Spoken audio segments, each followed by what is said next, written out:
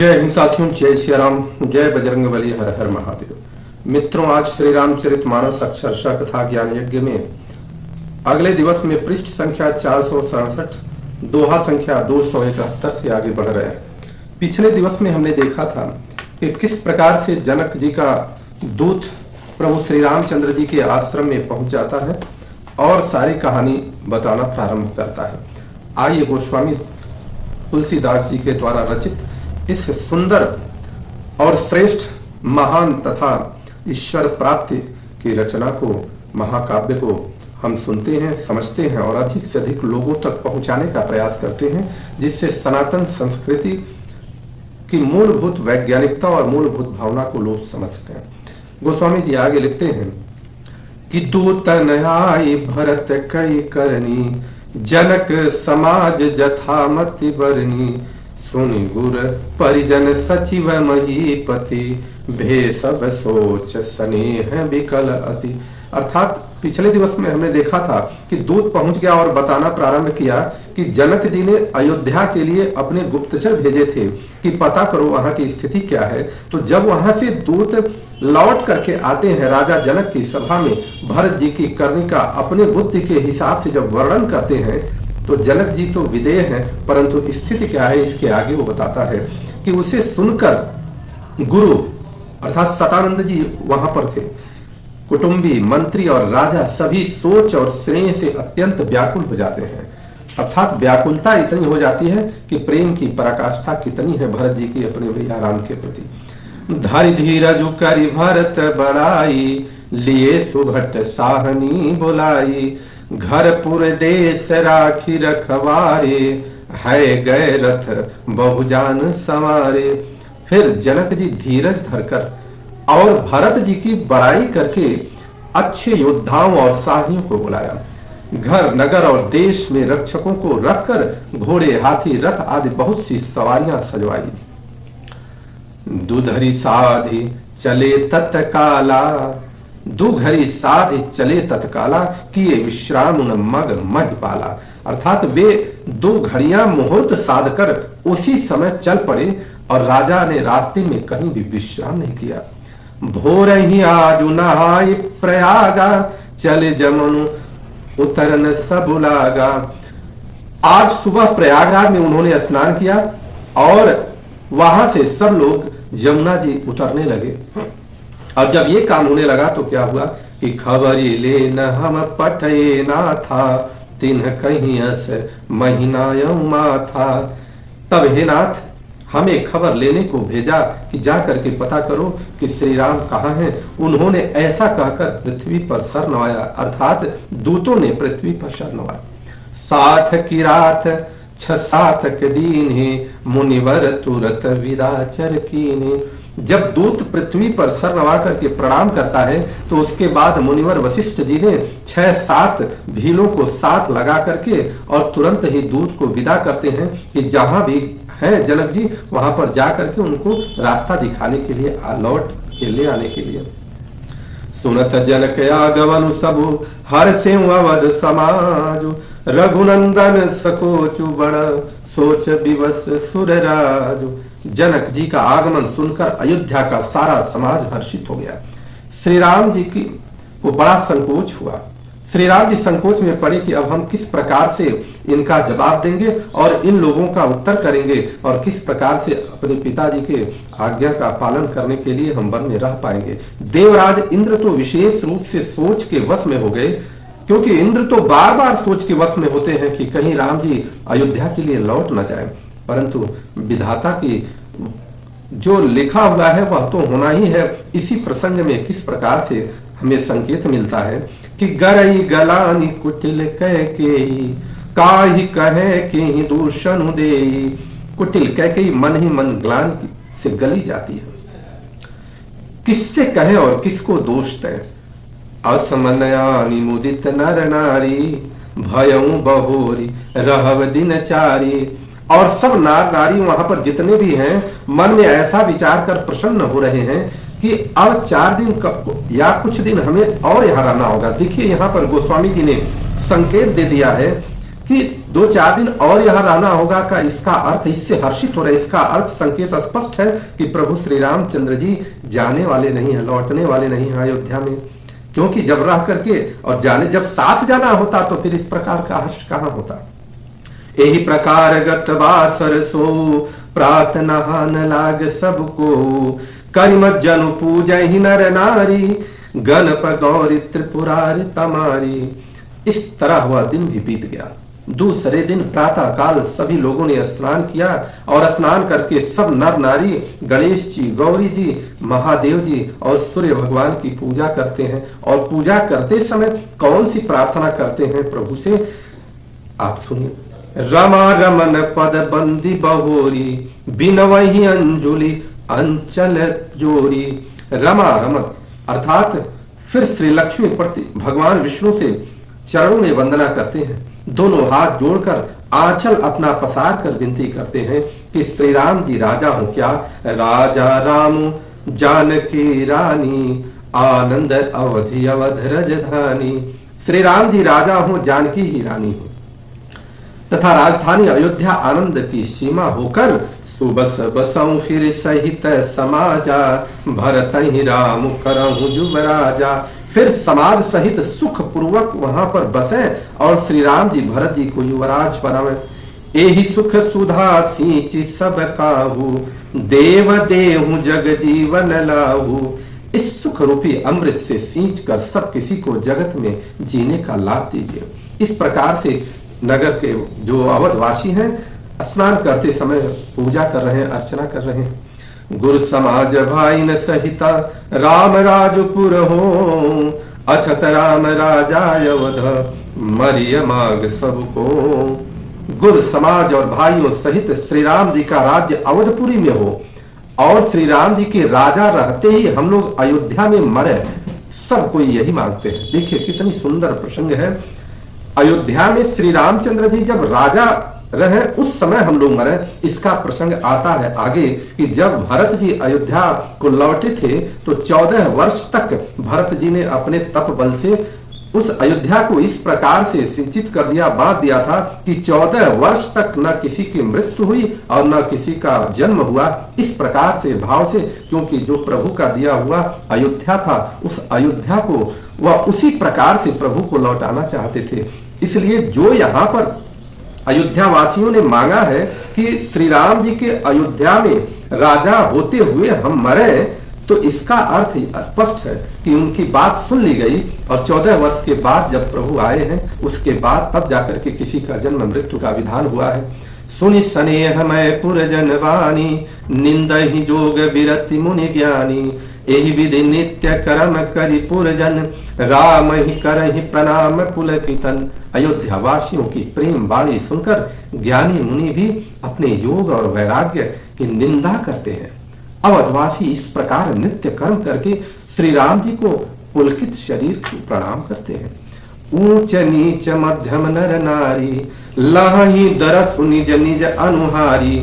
सावधान सबहि सन्मानहि, सकल सराहत कृपा निधानहि। ऊंच नीच और मध्यम सभी श्रेणियों के स्त्री पुरुष अपने अपने भाव के अनुसार प्रभु श्री रामचंद्र जी का दर्शन प्राप्त करते हैं। श्री रामचंद्र जी सावधानी के साथ सबका सम्मान करते हैं और सभी कृपा निधान श्री रामचंद्र जी की सराहना करते हैं। लरिकाई ही ते रघुबर बानी, पालत नीति प्रीति पहिचानी। सील सकोच सिंधु रघुराऊ, सुमुख सुलोचन सरल सुभाऊ। श्री राम जी के लड़कपन से ही यह भान है कि वे प्रेम को पहचान कर नीति का पालन करते हैं। श्री रघुनाथ जी की शील और संकोच के समुद्र हैं। वे सुंदर मुख के, सुंदर नेत्र वाले और सरल स्वभाव के हैं।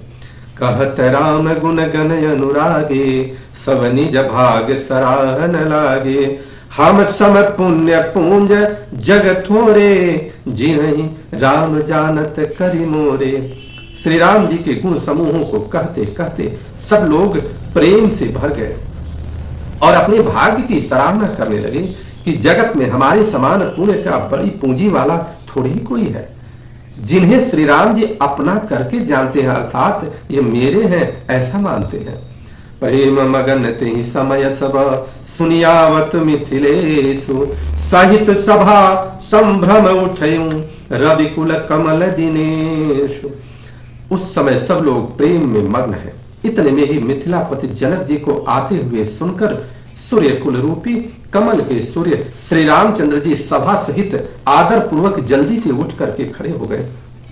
भाई सचिव गुरपुर जन साथा आगे गवनु कीन रघुनाथा गिर बरु दीख जनक पति जबही कर प्रणाम रथ त्यागे तबही। भाई मंत्री गुरु और पूर्वासियों को साथ लेकर श्री रघुनाथ जी आगे जनक जी की अगवानी करने के लिए स्वागत करने के लिए चल दिए। जनक जी ने ज्यों ही पर्वत श्रेष्ठ कामतगिरी को अर्थात कामतनाथ को देखा त्यों ही प्रणाम करके उन्होंने रथ को छोड़ दिया। राम दरस लाल साहु छाहू पथ श्रमलेशु कले सुन काहू। श्री राम जी के दर्शन की लालसा और उत्साह के कारण किसी को रास्ते की थकावट और क्लेश जरा भी नहीं है। मन तन जह रघुबर वैदेही बिनु मन तन दुख सुख सुध के ही। और जहां श्री राम जी जानकी हैं बिना मन के शरीर के सुख दुख की सुध किसको हो, जहां प्रभु श्री राम और माता जानकी स्वयं रहती हो। आवत जन को चले यही भांति सहित समाज प्रेम मति माती आए निकट देखी अनुरागे सादर मिलन परस्पर लागे। जनक जी इस प्रकार चले आ रहे हैं, समाज सहित उनकी बुद्धि प्रेम में मतवाली हो रही है। निकट आए देखकर सब प्रेम में भर गए और आदर पूर्वक आपस में मिलने लगे। लगे जनक मुनि जन पद बंदन ऋषि न प्रणाम कीन रघुनंदन। भाई न सहित राम मिली राजही चले लवाई समेत समाजही। जनक जी वशिष्ठ आदि अयोध्यावासी मुनियों के चरणों की वंदना करने लगे और श्री रामचंद्र जी सदानंद आदि जनकपुर वासियों के ऋषियों को प्रणाम किया। फिर भाइयों सहित श्री राम जी राजा जनक जी से मिलकर उन्हें समाज सहित अपने आश्रम को लिवा आए। आश्रम सागर शांत रसा पूरन पावन पातो सेन मनहु करुणा सरिता लिए जाहि रघुनाथ। श्री राम जी का आश्रम शांत रस रूपी पवित्र जल से परिपूर्ण समुद्र है। जनक जी की सेना समाज मानो करुणा की नदी है, जिसे श्री रघुनाथ जी उस आश्रम रूपी शांत रस के समुद्र में मिलाने के लिए लिए जा रहे हैं। इतना सुंदर वर्णन किया प्रभु का। बोरति ज्ञान विराग करारे बचन सशोक मिलत नद नारे सोच सास समीर तरंगा धीरज तट तरवर कर भंगा। यह करुणा की नदी ज्ञान वैराग्य रूपी किनारों को डुबाती जाती है। शोक भरे वचन नद और नाले हैं जो इस नदी में मिलते हैं और सोच की लंबी सांसें ही वायु के झकोरों से उठने वाली तरंगों के रूप में है जो धैर्य रूपी किनारे के उत्तम वृक्षों को तोड़ रही है। विषम विषाद तोरावती धारा भय भ्रम भंवर अवर्तय पारा केवट बुध विद्या बड़ी नावा सकही न खे एक नहीं आवा। भयानक विषाद ही उस नदी की तेज धारा है। भय और भ्रम हो उसके असंख्य भंवर और चक्र है। विद्वान मल्लाह है, विद्या ही बड़ी नाव है, परंतु वे उसे खेल नहीं सकते, उस विद्या का उपयोग नहीं कर सकते, किसी को उसकी अटकल ही नहीं आती है। बलचर कोल किरात बिचारे थके बिलो की पथि कही हारे आश्रम उदधि मिले जब जाई मनहु ठेऊ अम्बुधिया कुलाई। वन में विचरने वाले बेचारे कोल किरात ही यात्री हैं जो उस नदी को देखकर हृदय में हार कर थक गए हैं। यह करुणा नदी जब आश्रम समुद्र में जाकर मिली तो मानो वह समुद्र कुला उठा अर्थात खौल उठा, पूरी व्याकुलता हो गई। जब पूरा समाज एक जगह पर इकट्ठा हो गया तो उस प्रकार से यह व्याकुलता बढ़ी कि उस करुणा का वर्णन करना कवि के लिए बहुत ही कठिन है। शोक विकल दो राज समाजा रहा न ज्ञान न धीरज लाजा भूप रूप गुणशील सराही रोवहि शोक सिंधु अवगाही। दोनों राज समाज शोक से व्याकुल हो गए। किसी को न ज्ञान रहा, न धीरज और न लाज ही रहा। राजा दशरथ जी के रूप, गुण और शील की सराहना करते हुए सब रो रहे हैं और शोक समुद्र में डुबकी लगा रहे हैं। अवगाही शोक समुद्र सोचहि नारी, नर व्याकुल महा दय दोष सकल सरोस, बोलहि बाम विधि कीन्हो कहा, सुर सिद्ध तापस जोगी जन मुनि देखी, दशा विदेह की तुलसी न समरुथ को, जो तरी सके सरित स्नेह की। शोक समुद्र में डुबकी लगाते हुए सभी स्त्री पुरुष महान व्याकुल होकर सोच कर रहे हैं, चिंता कर रहे हैं। वे सब विधाता को दोष देते हुए क्रोध युक्त होकर कह रहे हैं कि प्रतिकूल विधाता ने यह क्या किया।